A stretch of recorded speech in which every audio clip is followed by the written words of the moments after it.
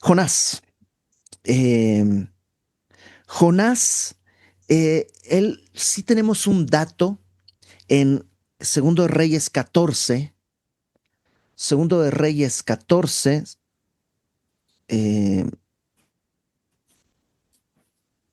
Segundo de Reyes 14, ¿dónde está? Lo tenía aquí para no tener que movernos. Eh, Versículo 23 dice, ese es en el tiempo de Jeroboam segundo, ¿ok? En el año, segundo Reyes 14:23 dice, en el año 15 de Amasías, hijo de Joás, rey de Judá, comenzó a reinar Jeroboam, hijo de Joás, sobre Israel en Samaria y reinó 40 años. Hizo lo malo ante los ojos de Jehová, Jeroboam, no se apartó de todos los pecados de Jeroboam, hijo de Nabat, este es el primer Jeroboam que hizo pecar a Israel.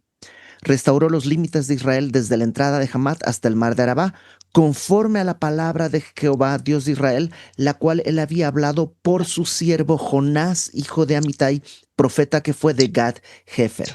Entonces, ¿qué quiere decir? Que Jonás ya era un profeta, digamos, reconocido.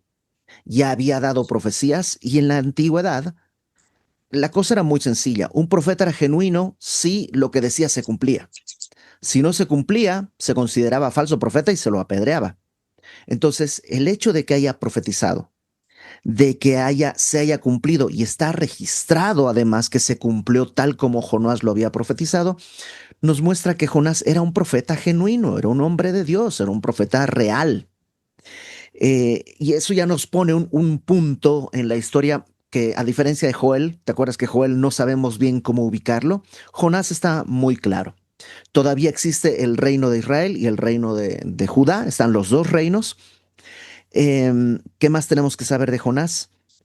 A diferencia de Joel, que lo importante de Joel es la profecía que da, en el caso de Jonás lo importante no es su profecía, lo importante es la vida del profeta. De hecho, la profecía es un renglón, lo que Jonás profetiza es así una línea que vamos a llegar al ratito, pero es toda la profecía, muy sencilla. En 40 días Dios los va a matar, esa es su profecía, no va más. Pero lo importante en este libro no es la profecía misma, sino la vida del profeta y cómo se mueve y qué es lo que va haciendo. Entonces, creo que eso nos permite tener como un, un marco en el cual podemos operar. Eh, Dos cosas más. Una, en el libro presta atención mientras vayamos leyendo todo lo que es grande. Hay cosas grandes, gran tormenta, gran pez, todo lo que sí, todo lo que menciona son cosas grandes. Curiosamente, Jonás quiere decir paloma. Él no es un gran ave, una gran ave, es una ave chiquitita, una paloma, ¿no? Eh, También es importante, este libro hay que entenderlo como lo que es decir, es palabra de Dios y por tanto es un libro genuino. Sí, la historia es extraña. Yo sé que tú ya conoces, ¿no? Que al final se lo va a comer un pez. Bueno, al principio se lo va a comer un pez. eh, y eso parece como muy fantasioso, como que no es real. Y muchas personas dicen, no, esto es en realidad es una alegoría. O sea, no existió Jonás. Es una historia ficticia para mostrarnos la lucha entre el bien y el mal y no sé qué. Pero la clave de esto está en que Jesús se refiere a Jonás como persona. Cuando le preguntan o le dicen Jesús, danos una prueba de que eres el Mesías, él dice, esta generación perversa demanda una señal, pero no se les va a dar ninguna señal más que la del profeta Jonás. No dice más que la que se cree que tuvo el profeta Jonás, sino hay una profecía de un hombre, Jonás, y lo de Jonás, que estuvo como tres días y 3 noches en el vientre del pez, así estará el Hijo del Hombre. Entonces, Jesús está tomando a Jonás como una historia real. Si Jonás no es una historia real, entonces Jesús no murió y resucitó. Simbólicamente estuvo muerto y resucitado, porque si Jonás no es real, Y Jesús está tomando eso como una marca pues de su deidad, ¿no? Cuando le dicen, pruébanos que eres el Mesías, él pone esta historia ahí. Entonces, para nosotros el dilema no es si Jonás existió o no. El dilema es si Jesús es Dios o no. Porque si Jesús es Dios, él sabía quién era Jonás y por tanto tiene razón. Ahora, si Jesús no es Dios y está mintiendo, pues entonces no importa. Porque si Jesús no es Dios, lo que dice Pablo es que nuestra fe es inútil y estamos dignos de conmiseración y estamos en nuestros pecados. Porque si Jesús no es Dios, murió una buena persona, pero no es capaz de pagar por nuestros pecados. Ahora, ¿qué creemos? Que Jesús es Dios. Por tanto, si Jesús es Dios, Él sabe todas las cosas y cuando habla de Jonás como persona, pues entendemos que Jonás es una persona. No sé si queda clara esta idea, ¿no? Bueno, capítulo 1, verso 1. Dice, vino palabra de Jehová a Jonás, hijo de Amitai, diciendo, levántate y ve a Nínive, aquella gran ciudad, y pregona contra ella, porque ha subido su maldad delante de mí. Nínive era la capital del imperio asirio. El imperio asirio era un reino cruel.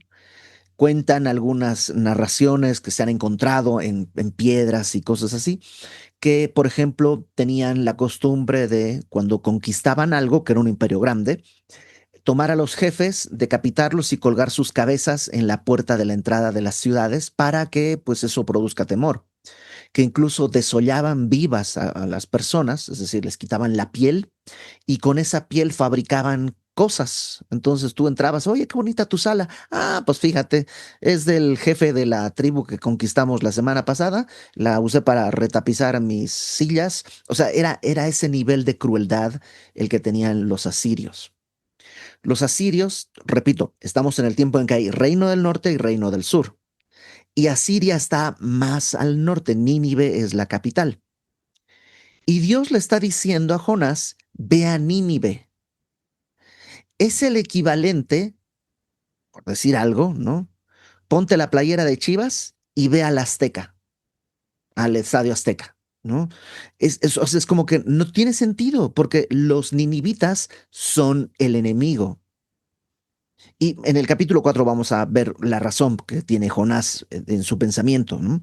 Entonces Dios le dice, ve a Nínive, aquella gran ciudad. Acuérdate todo lo grande, que todo es grande aquí, ¿no? Aquella gran ciudad, y pregona contra ella porque ha subido su maldad delante de mí. Dios dice, la maldad de Nínive ya ha crecido, que está, digamos, en el cielo, y yo ya la puedo ver, la voy a juzgar.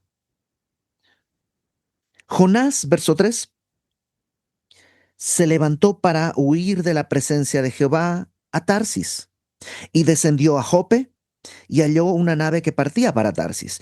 Tarsis no se sabe exactamente dónde estaba. Algunos piensan que era España.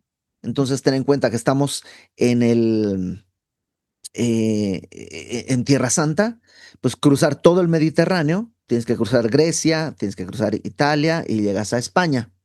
Entonces algunos piensan que era España, otros piensan que en realidad Tarsis era como decir de aquí a China, o sea, al otro lado, simplemente muy lejos.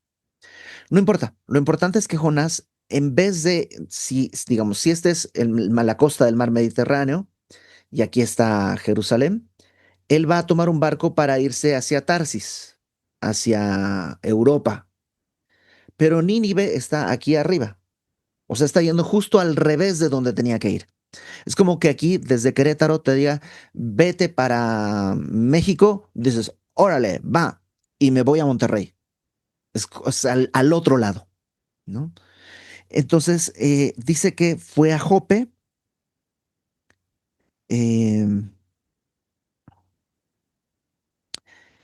y de ahí encontró una nave que partía para Tarsis. Los barcos de Tarsis eran barcos muy grandes porque eran diseñados para ese tipo de navegaciones, muy largas, muy grandes. Y pagando su pasaje, entró en ella para irse con ellos a Tarsis, lejos de la presencia de Jehová. ¿Qué está pasando con Jonás? Porque, a ver, pregona contra esa ciudad. No.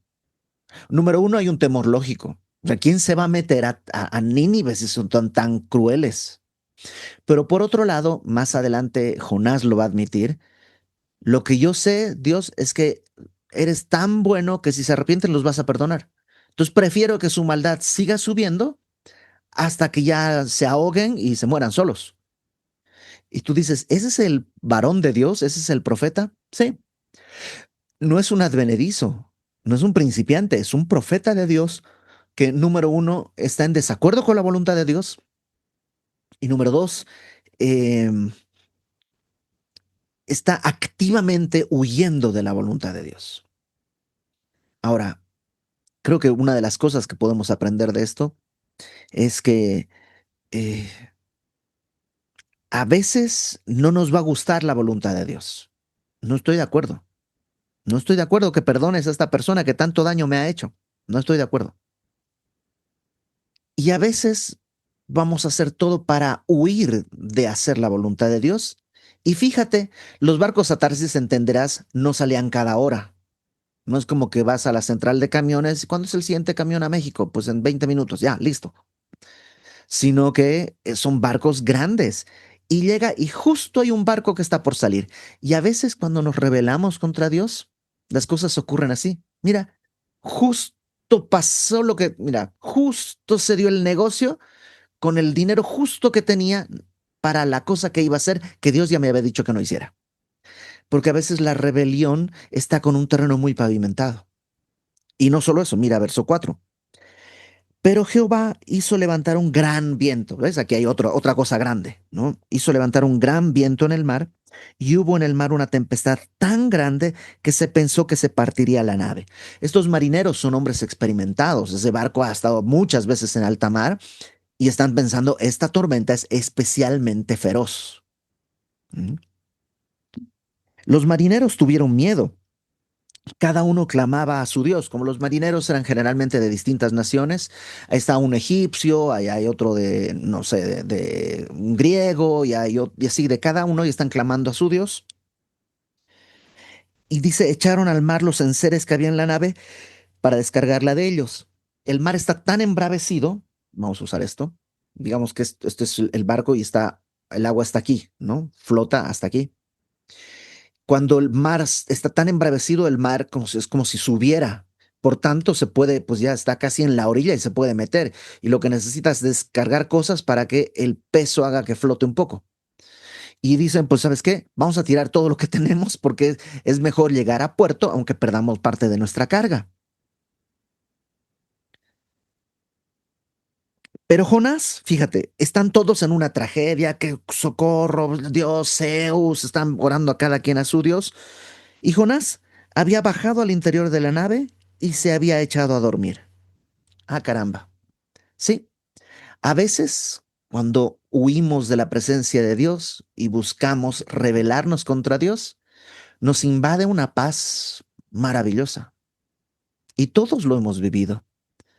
Que, ay, no, cuando iba a la iglesia era todo terrible. Ahora que ya no voy, mira, descanso, me siento feliz, está hasta mi matrimonio. Yo he visto matrimonios que están viviendo conflictos y conflictos y conflictos y conflictos, se apartan de la fe y de pronto todo está bien. Ya plum, la chispa se vuelve a encender, ese matrimonio se aman y todo, pero, y es porque el pecado sí produce esa paz momentánea. Entonces Jonás en esa paz está dormido. Todo el mundo está preocupado, pero Jonás está en esa, digamos, paz que sobrepasa todo entendimiento, ¿no? Pero no es la paz de Dios. Y entonces viene el patrón de la nave, se le acerca y le dice, ¿qué tienes, dormilón? Me encanta cómo les... Oye, dormilón, levántate y clama a tu Dios. Quizá Él tendrá compasión de nosotros y no pereceremos. Está tan desesperado todo el mundo que se proclama a tu Dios. Y a veces puede ser que tú eres cristiano, estás apartado, estás alejado, y de pronto alguien te dice, pero tú eres cristiano, ¿por qué no oras por nosotros? Si supieras, ¿no? Y dijeron cada uno a su compañero, vengan, echemos suertes para que sepamos por causa de quién nos ha venido este mal. Y echaron suertes, y la suerte cayó sobre Jonás. Esto de echar suertes era algo bastante común, el día de hoy también puede ser. La Biblia dice que la suerte se echa en el regazo, pero es de Jehová la decisión de ella. O sea, nada es en realidad al azar. Dios controla todas las cosas. Dios sabe en qué número van a caer los dados. Entonces, ¿podría yo decidir mi vida en vez de estar orando y leyendo mi Biblia? Lo voy a echar a la suerte. Agarro dos dados. Si sale más de siete, sí. Si sale menos de siete, no. Y así puedo definir todo en mi vida. Pues si quieres, sí. ¿Estaría pecando? No necesariamente, pero hay un problema más grave. Es que estás buscando a Dios entonces como una especie de bola mágica que te dé respuestas. Y Dios no solo quiere dar respuestas, quiere una relación. Mis hijos no siempre me preguntan cosas nuevas que yo tengo que decirles. A veces nomás mi hijo se me acerca y me abraza y me dice, papi. Y ya, es todo, no necesita más, no quiere decir nada, no quiere agua, no quiere comida, no quiere que le compre una PlayStation, no, o sea, nomás se abraza. Y ¿sabes qué? Eso es lo que yo quiero. Y eso es lo que Dios quiere. Si tú dices, no, pues entonces, ¿para qué voy a orar? ¿Para qué voy a leer? Voy a decidir todo al azar. Es más, le voy a preguntar a ChatGPT, tú dime al azar, sí o no. Ya que me lo diga, ya con eso, yo voy a ir decidiendo en mi vida. Puede que todo salga bien. Dios es fiel y va a ir avanzando, pero vas a ganar mucha, digamos, vas a correr muy rápido, pero vas a perder lo más importante, que es la comunión con Dios. Dios el día de hoy nos ha dado su espíritu. Entonces, en aquella época, todos pues no conocen a Dios ni nada, dicen, pues echan suertes y Dios elige que quede Jonás exhibido, ¿no? Entonces le dijeron ellos, decláranos ahora por qué nos ha venido este mal, qué oficio tienes y de dónde vienes, cuál es tu tierra y de qué pueblo eres, ¿no? Y Jonás tiene que contestar. Él le respondió, soy hebreo y temo a Jehová. ¿Así? A ver, ¿cómo que temes a Jehová? Es como que, digo, no me ha pasado a mí, pero imagínate que tú estás en un bar con tu cerveza y te dicen, oye, ¿tú no eres cristiano? Con tu cerveza en la mano, en un bar, ah, ¿qué vas a decir? Pues sí, pero ¿y qué haces con tu cerveza? ¿Y qué haces en este bar? Aquí estamos nosotros. ¿Tú qué haces aquí? ¿Tú eres cristiano? ¿No? Entonces dice, soy hebreo, temo a Jehová, Dios de los cielos, que están desatando esta tormenta, que hizo el mar donde nos estamos por hundir y la tierra donde queremos llegar, ¿no? Y aquellos hombres temieron sobremanera y le dijeron, ¿por qué has hecho esto? Porque ellos sabían que huía de la presencia de Jehová, pues él se lo había declarado. Estos hombres tienen más conciencia del temor de Dios que el mismo Jonás.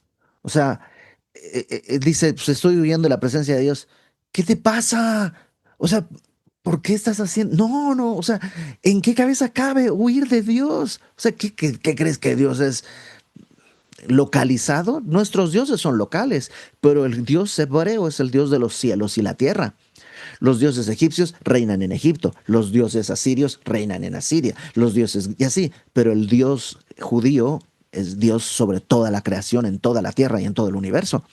Entonces le dicen, ¿qué te pasa? Verso 11.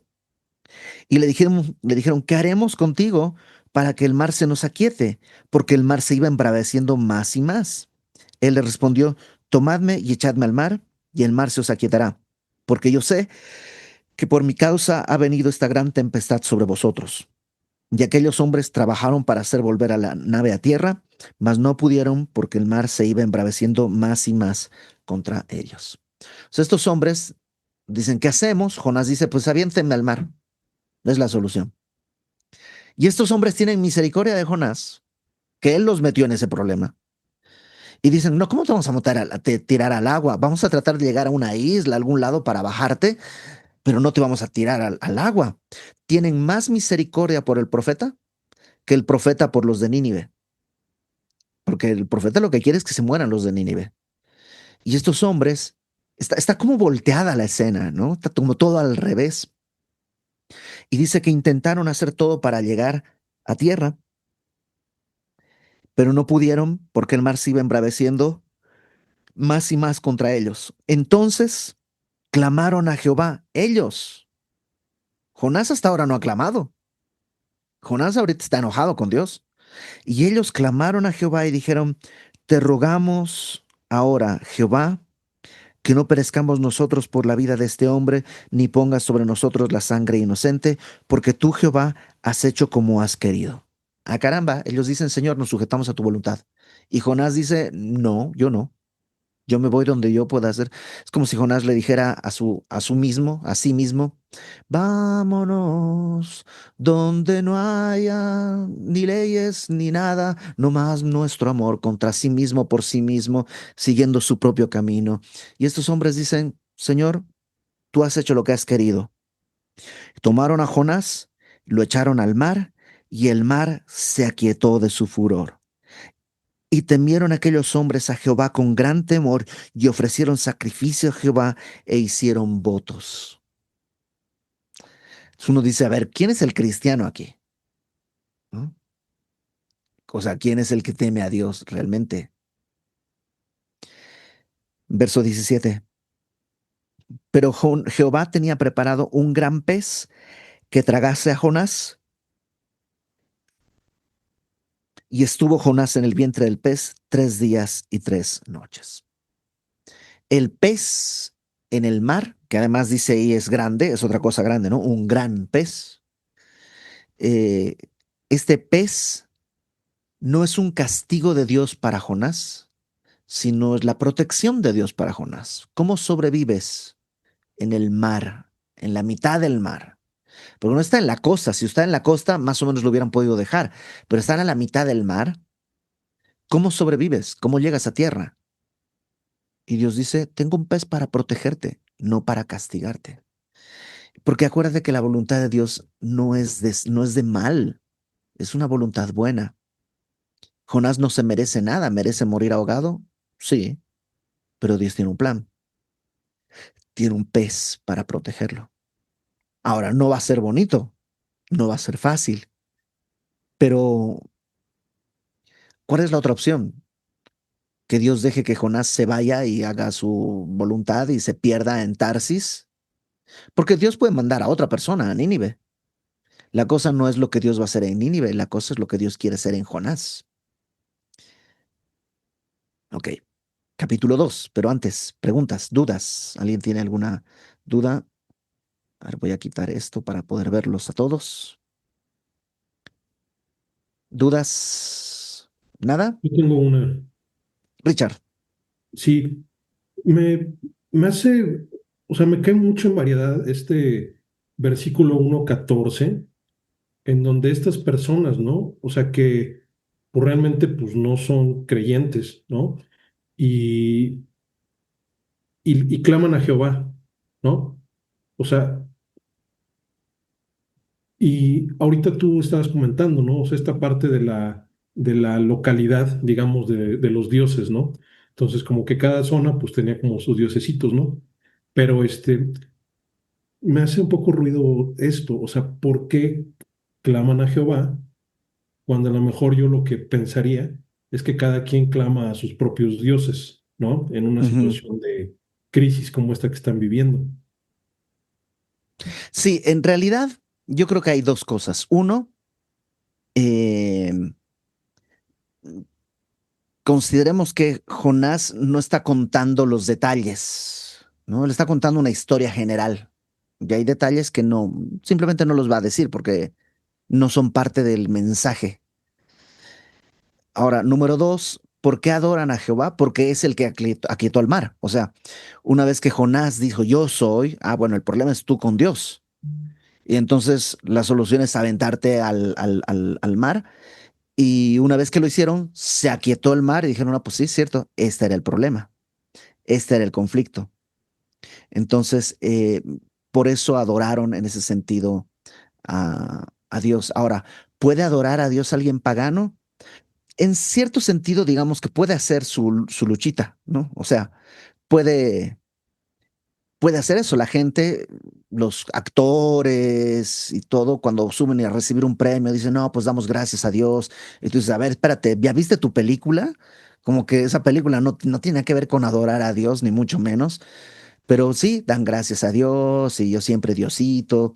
Entonces, digamos que lo importante no es eso, sino en el corazón. Ahora ellos están haciéndolo, en cierto sentido, lo mejor que pueden. Y Dios tiene misericordia de Nínive, entonces en algún momento tendrá misericordia de estos hombres del barco también. Ok, gracias. ¿Mm? Ramón, Bueno, quizás aquí me puede corregir, pastor, con base a lo que dice Richard, cronológicamente primero oraron a sus dioses, es lo que dice, primero oraron cada uno a sus dioses. Luego, como dice usted, cuando se dan cuenta, digamos, a cuál dios habían ofendido y ven el poder de Dios en el mar, entonces claman a Dios más por temor que por creerle a Dios. O sea, lo que veo es ujú, como, digamos, más que por creer en Dios, sino por el temor de ver el poder de Dios. exacto, exactamente, ¿no? Si hubiera sido Snoopy, hubieran clamado a Snoopy. O sea, les daba lo mismo realmente. ¿No? Capítulo 2. El capítulo 2 es una especie de poema, ¿no? Es un canto. eh, y aquí hay dos vertientes en la interpretación. Unos plantean que, eh, que Jonás no muere en el vientre del pez. Y otros, yo entre ellos, creo que más bien lo que se describe es la muerte de Jonás. Oye, pero ¿cómo va a morir si en el capítulo 3 lo vemos vivo? Pues sí, estamos hablando de que un Dios puede dar vida y quitarla. Es decir, Jesús mismo tomó esta idea de Jonás 3 días y 3 noches para hablar de muerte y resurrección. Yo creo que estamos hablando de que Jonás en verdad muere, se ahoga y resucita cuando Dios ya lo saca del vientre. Ahora, eso no es importante, pero es algo que llama la atención y te digo, hay estas dos grandes escuelas de interpretación. Unos que dicen, no, Jonás agonizó, estuvo en una especie de coma por 3 días en el vientre del pez. Y otros dicen, no, yo creo que Jonás cayó al agua, se ahogó, se murió, vino el pez, se lo comió, por 3 días lo tuvo ahí y luego lo va a botar en la costa. Entonces, pues, te tocará orar y ver cuál de las dos, a cuál de las dos corrientes te inclinas. Capítulo 2. Por supuesto, Jonás no está escribiendo esto mientras está en el agua. O sea, como que no está escribiendo mientras está en el agua. Esto lo escribió después, ¿no? Entonces oró Jonás a Jehová, su Dios, desde el vientre del pez. Entonces Jonás empieza a ver, ok, tengo un Dios. Sí, estoy en el agua, estoy en el vientre de un pez, pero tengo un Dios. Y dijo, invoqué en mi angustia a Jehová y él me oyó. Desde el seno del Seol clamé y mi voz oíste. El Seol es el lugar de los muertos. Entonces pareciera que lo que él está diciendo es que sí, en el lugar de los muertos clamé a ti y tú me oíste. Ahora, esto establece la doctrina de que si alguien muere y después de muerto clama a Dios, Dios lo puede oír. No, no.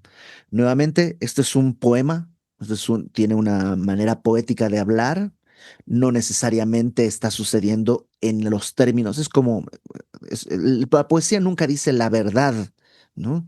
O sea, si dice la verdad tal cual no es poesía, pues no sé, es un cantante que no voy a mencionar su nombre, que escribe todo feo, sino es la poesía siempre reviste todo, ¿no? David decía, inundo mi cama con mis lágrimas, con mi llanto.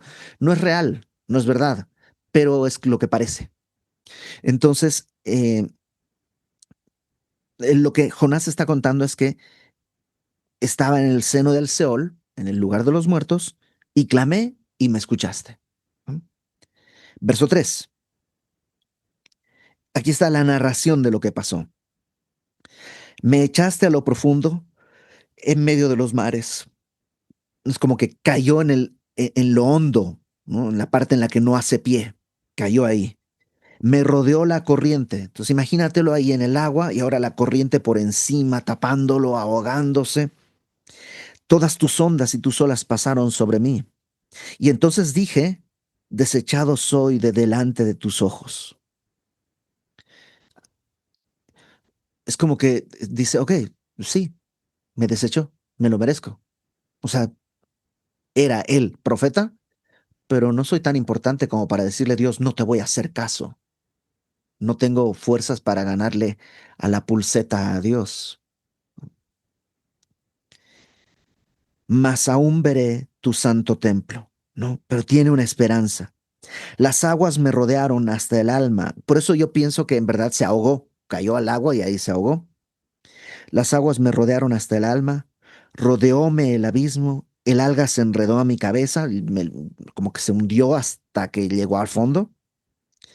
Descendí a los cimientos de los montes. La tierra echó sus cerrojos sobre mí para siempre. Mas tú sacaste mi vida de la sepultura, oh Jehová, Dios mío. Cuando mi alma desfallecía en mí, me acordé de Jehová y mi oración llegó hasta ti en tu santo templo. Entonces, básicamente, Jonás dice, en lo que yo entiendo, caí al agua, me ahogué, me morí y no sé si un segundo antes de que diera su último estertor, clamó a Dios y Dios lo escuchó. Y dice, me acordé que tú eres mi Dios, me acordé y clamé y tú me escuchaste y me diste una esperanza de que voy a ver tu santo templo, o sea, voy a volver a estar en Jerusalén, en el templo de Dios. Y esto ya lo escribe al final como una conclusión. Los que siguen vanidades ilusorias, como querer huir de la voluntad de Dios, o sea, no hay ninguna vanidad, es hueco, algo hueco. Ilusión es como así, una cosa así medio que es como de deseo. Dice, no hay nada más iluso que querer huir de la voluntad de Dios, ¿no? Los que siguen vanidades ilusorias, su misericordia abandonan. Ojo, no dice que la misericordia de Dios los abandona, sino que ellos abandonan su misericordia.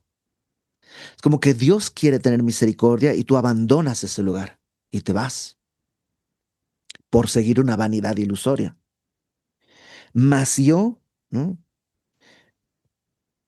Con voz de alabanza te ofreceré sacrificios, pagaré lo que prometí, la salvación es de Jehová.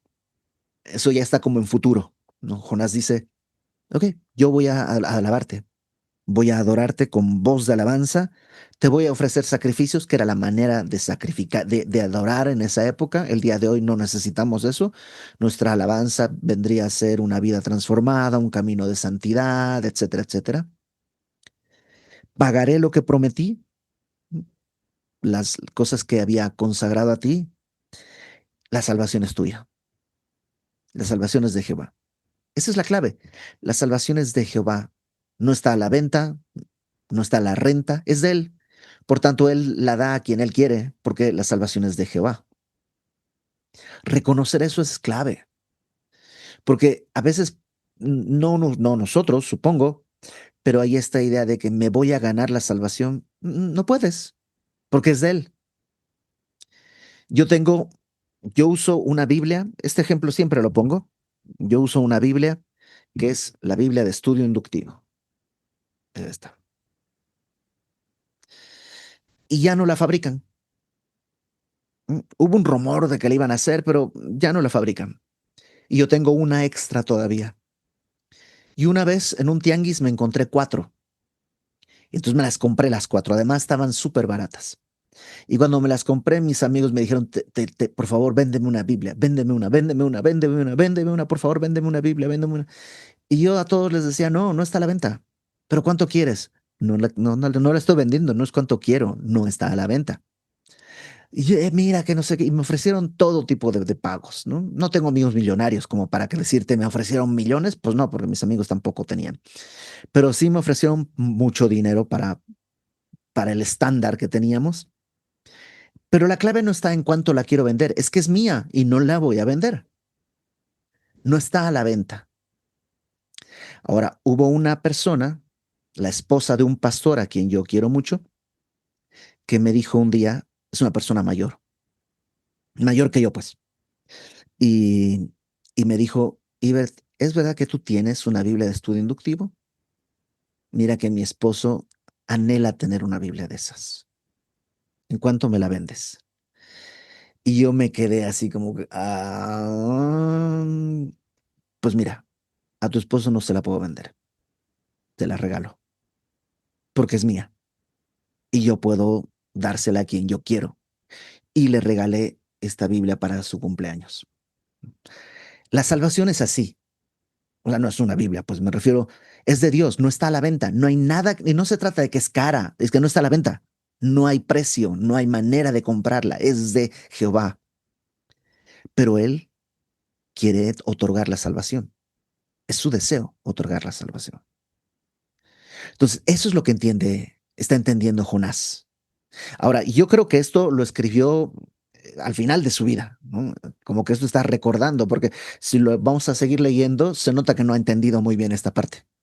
Pero esto es como que lo escribe ya al final de su vida, recordando toda esta etapa. Y dice, Jehová mandó al pez y vomitó a Jonás en tierra. Eh, Nínive no está en la costa. Entonces, algunas veces yo he escuchado enseñanzas o cosas que dicen, no, y Jonás, cuando estuvo en el vientre del pez, los líquidos seguramente le tiñeron la piel, lo hicieron blanco, todo lo que eran sus cabellos se deshicieron y seguramente salió de, del pez a la playa y los de Nínive lo vieron todo blanco y dijeron, wow, este hombre, ¿quién es? Bueno, los de Nínive ni se enteraron porque, para empezar, Jonás pues vomitado en la playa y la playa está muy lejos de Nínive. Y supongo que tiene que salir y recuperarse, comer algo, tomarse una coquita, algo, porque o sea, no está fácil y luego arrancar camino hacia Nínive. No es inmediato. Entonces, digamos que esas son leyendas de púlpito, ¿no? Que te dicen, pero realmente el texto no nos dice nada. ¿Qué sucede? Capítulo 3.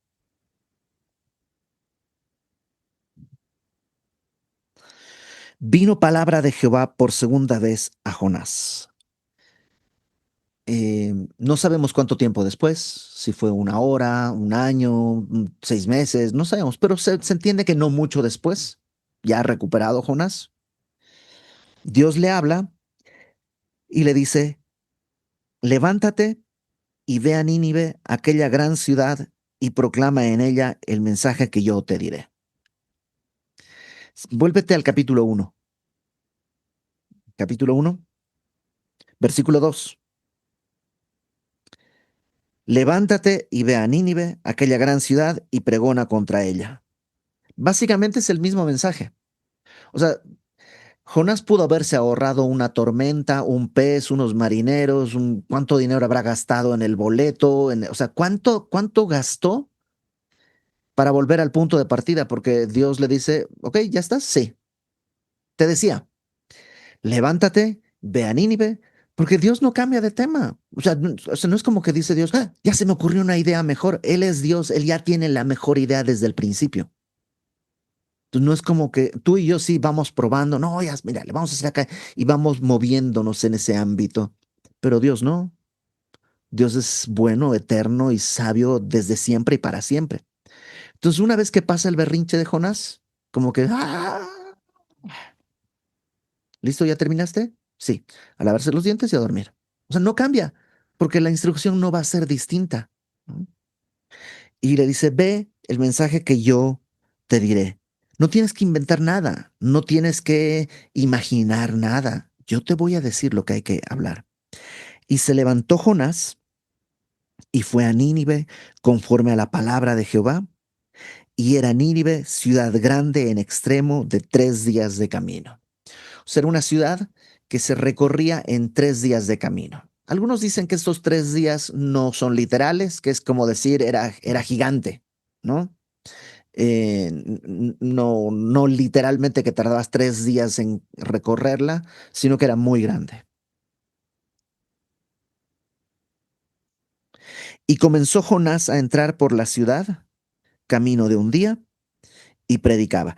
Si la ciudad medía 3 días de camino, él está haciendo un tercio todavía, que ni la mitad, está en un tercio. Está empezando, o no sé si un tercio es más que la mitad, pero digamos, todavía le falta, no, pues no puede ser la mitad, si es un tercio, tiene que ser solo un tercio, pues sí, ni modo que no. Eh, dice, comenzó un día de camino y predicaba diciendo, aquí está el mensaje de Jonás, esta es la profecía, de aquí a 40 días Nínive será destruida, punto. Ni siquiera dice arrepiéntanse, nada. De aquí a 40 días, ustedes escojan, cruji o secreta. No, no hay otra opción. Dios los va a chicharrar y solo hay esas dos opciones. Pero fíjate el verso 5.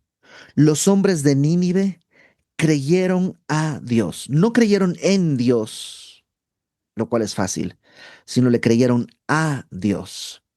Mucha gente dice, yo creo en Dios. Entonces, ¿por qué vives como vives?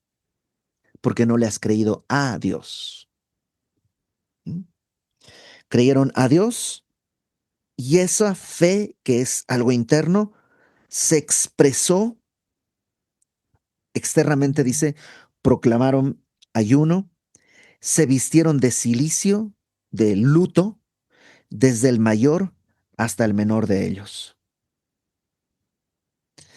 Eh, la fe, Santiago dice que la fe sin obras está muerta, que las obras no nos salvan, sino la fe, pero la fe es absurda sin obras. Entonces estos hombres creyeron a Dios y actuaron proclamando ayuno, vistiéndose de luto desde el mayor hasta el menor, es decir, todos. Verso 6. Y llegó la noticia hasta el rey de Nínive. ¿Qué probabilidades hay de que Jonás llegue con el rey de Nínive? Muy pocas. Pero él hizo un tercio de toda la tarea y Dios llevó el mensaje donde tiene que llegar. Le llega el mensaje al rey de Nínive y dice que se levantó de su silla, se despojó de su vestido, se cubrió de cilicio. La idea que se despojó de su vestido es de su vestido real, ¿no? Los reyes tenían un vestido especial, con telas especiales, con adornos especiales. Se quita su traje de rey y se pone un traje de luto como todos los demás. Se vistió de cilicio, se sentó sobre ceniza e hizo proclamar y anunciar en Nínive, por mandato del rey y de sus grandes, diciendo, hombres y animales, bueyes y ovejas, no gusten cosa alguna, no coman nada, no se les dé alimento, ni beban agua, sino cúbranse de cilicio hombres y animales y clamen a Dios fuertemente. Espérate, esa es la tarea del profeta. Eso es lo que debería hacer él. Clamen a Dios fuertemente, Dios, nada. Nomás dice el profeta, de aquí a 40 días los van a destruir. Pero lo que él es Jonás, es una paloma. ¿Qué tanto puede hacer en una gran ciudad una paloma? Nada. Pero si obedece, Dios hace que ese tercio de trabajo llegue a todo el mundo. Es raro, ¿no? Porque solo hizo un tercio, pero se cubrió todo. Lo otro lo hizo Dios, de la manera en la que Jonás no podía. Llevó el mensaje al rey y el rey decidió extender este mensaje a todos. Creyó y actuó. No solamente clamen a Dios, si dice conviértanse cada uno de su mal camino. Haya un arrepentimiento genuino. ¿De qué cosa? ¿Cuál es su mal camino? De la rapiña que hay en sus manos, de la violencia literalmente que hay en sus manos. ¿Quién sabe si se volverá y se arrepentirá a Dios y se apartará del ardor de su ira y no pereceremos? Ok, ¿qué es esto de que Dios se arrepentirá? ¿Eso es posible? ¿Cómo que Dios se arrepentirá de lo que Dios había pensado hacer? Bueno, déjame terminar el capítulo. Vio Dios lo que hicieron, ojo, Dios estaba atento, que se convirtieron de su mal camino y se arrepintió del mal que había dicho que les haría y no lo hizo.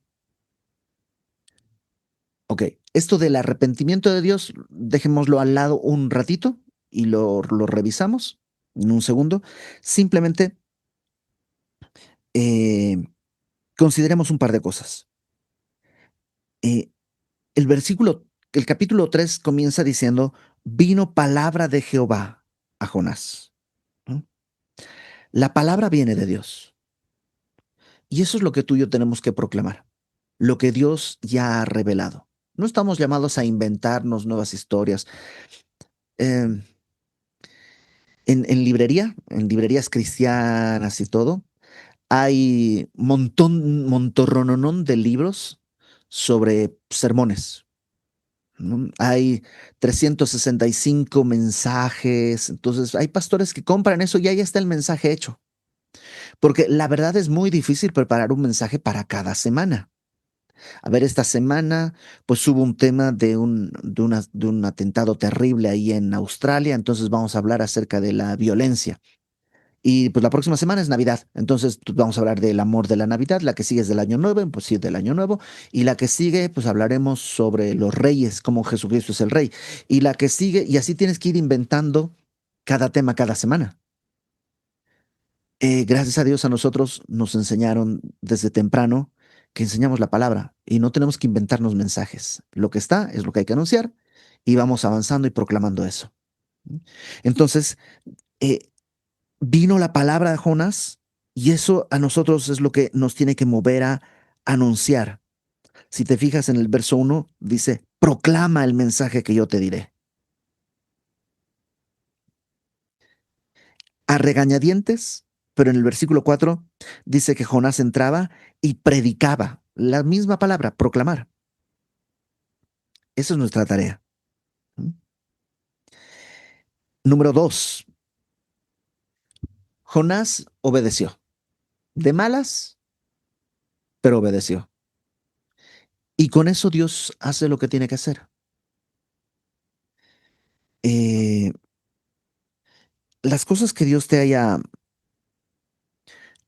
llamado a hacer, comienza, aunque sean chiquitas, aunque sean pequeñas, aunque parezcan insignificantes, aunque parezcan bastante inútiles, pero haz lo que te toca hacer en lo que Dios te ha llamado y Dios se va a encargar de que ese poquitito que hagas llegue donde Dios quiere que llegue. Ok, vamos a hacer una pequeña pausa antes de ver lo del arrepentimiento ese que les decía. Hacemos una pequeña pausa, son las 7 de la tarde y nos vemos.